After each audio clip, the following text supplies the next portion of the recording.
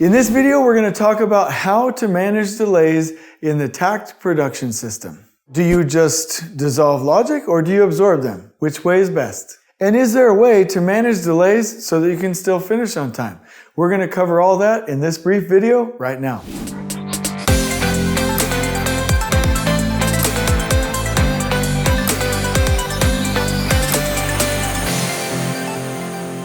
So I want to start out by saying the Takt Production System, which briefly is time by location, where you see your trades flowing in the diagonal on one page or a few pages, right?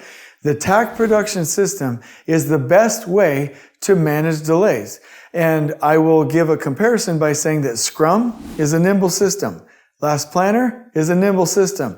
Takt is a nimble system. CPM, it is not a nimble system. Okay, because it has a critical path. There's no buffers in there to absorb your delays and your interruptions, right? So the way we get buffers in Takt, and you've seen it in previous videos in this channel, which we will link you to, is we use Little's Law formula, or Louis and Vinegar's law. And what that is takt wagons plus takt zones minus 1 multiplied by the takt time equals the duration. And so when you change your zone to takt time ratio, you can take the same work, the same labor, the same sequence, the same everything, and shorten that phase simply by changing the amount of zones that you have in that phase. So if you targeted, hey, I've got a 5-zone strategy at 125 days, you can then go to 6, 7, 8, 9, 10 zones and shorten that by 10, 15, 20, sometimes even 30, 40, 50 days. So your phase, your duration for a phase of work will shorten depending on how many zones you have. And Little's Law basically says the smaller your zone size and the more level the work and the more you finish as you go, the shorter your duration will be.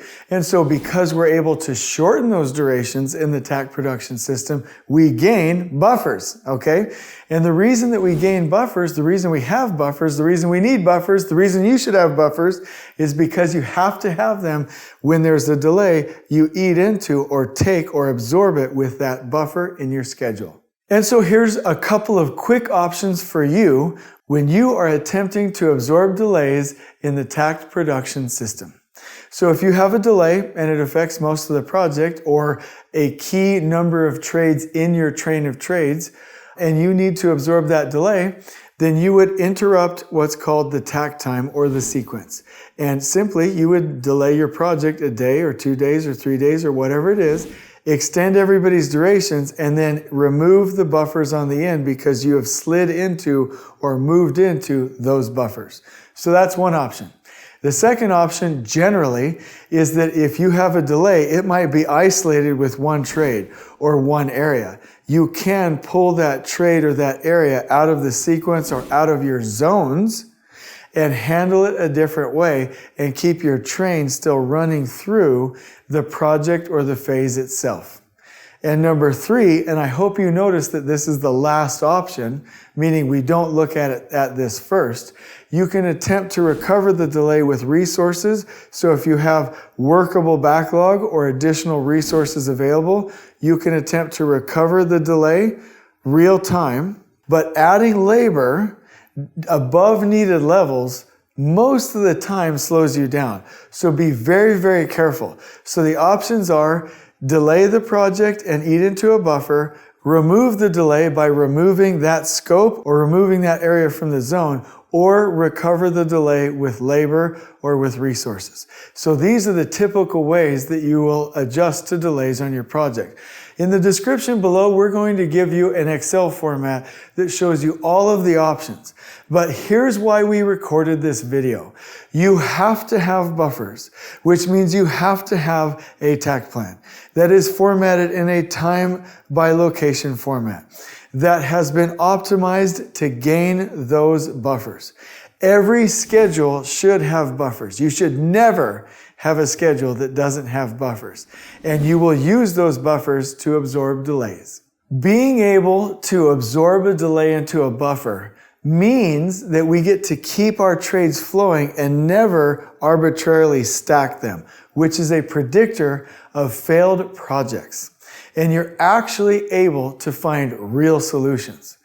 In the taktguide.com website, which we will link you to in the description below, we also reference in the TAC Production System how to submit a delay claim based on the path of critical flow or your critical flow path and not an arbitrary critical path according to CPM.